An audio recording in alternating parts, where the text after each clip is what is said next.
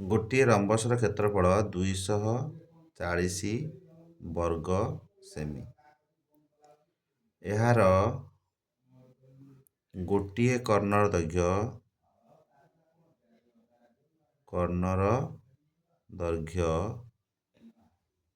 ଅନ୍ୟ କର୍ଣ୍ଣର ଦୈର୍ଘ୍ୟ ଠାରୁ 14 ସେମି ଅଧିକ ହେଲେ ରମ୍ବସର ପରିସୀମା ନିର୍ଣ୍ଣୟ କର।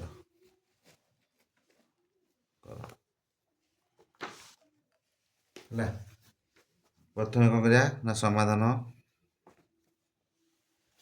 ମନେକର ରମ୍ବସର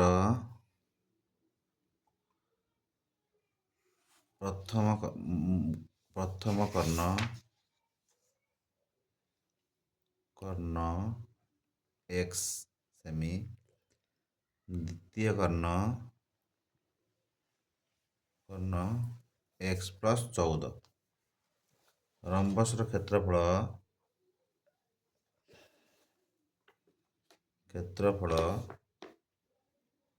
ହାଫ୍ ଇଣ୍ଟୁ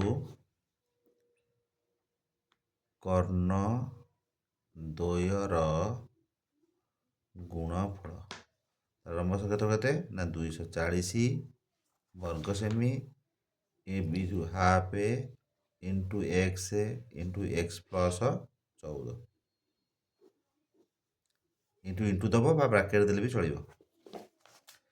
ତାହେଲେ ପ୍ରଥମେ 240 ଗୁଣ 2 = s² + 14x। ତାହେଲେ s² + 14x - 480 = 0।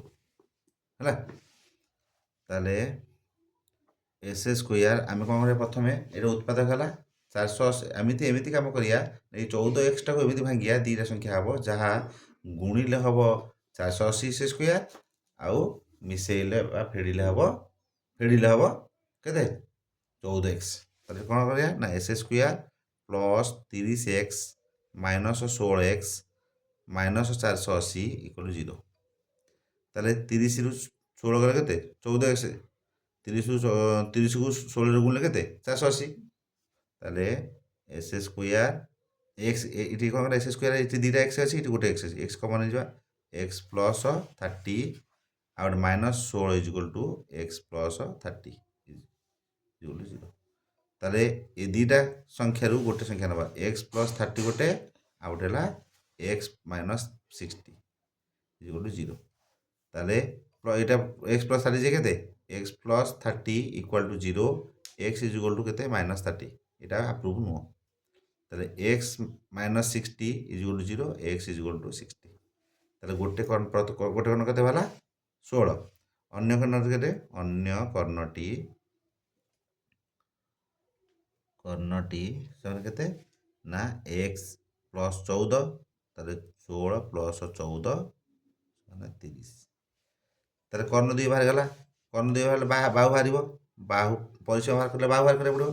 ବାହୁ ସମାନେ d1/2 ପ୍ଲସ୍ d2/2 √। d1 କେତେ ନା 16/2 ପ୍ଲସ୍ 30/2 √। 8 square plus 15 square √। ତାହେଲେ 8 ସ୍କୋୟାର କେତେ 64, 15 ସ୍କୋୟାର 225 √।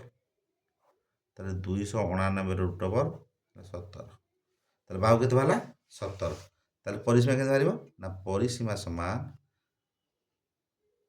ବାହୁ ଗୁଣନ 4। ତାହେଲେ 17 × 4